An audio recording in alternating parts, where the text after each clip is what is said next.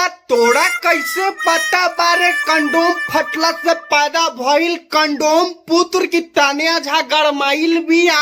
बड़ा हरामी हो बेटा। कैमरामैन सुता तारी का रे तनका पीछा करते तनका पीछा करके दिखाता।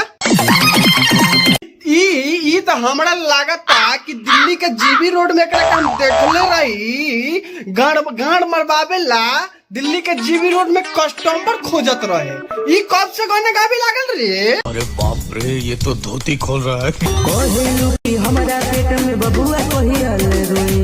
एकर छोड़ तू अपन बता, एकर तो बियाह होई ओकरा 9 महीना बाद बच्चा होई। आ तू जब दिल्ली के जीबी रोड पर कस्टमर खोजत रहे पिछुआड़ा में धक धक लगावे वाला मशीन सब, तो तू अपन बारे में बता। ये तो पते बा तू कि तू सिंगर बन जाइबे।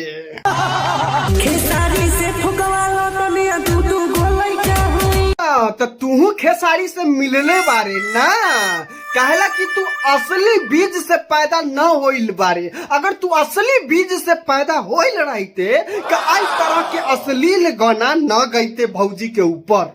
अच्छा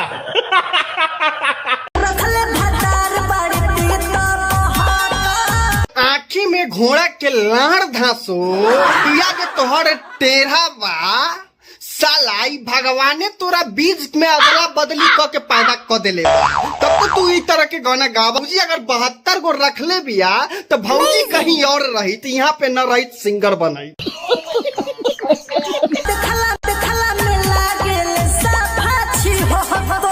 बाबा हंसे चलानिया के जेकरा अंदर अपने 72 गो छेद तू गाड़ देवे वाला बिजनेस शुरू कैले रहे से खत्म कर देले। आ तू सिंगर बने खातिर मेहनत करता रे तो तू तो ओकरा के नीचा दिखावता रे भौजी के।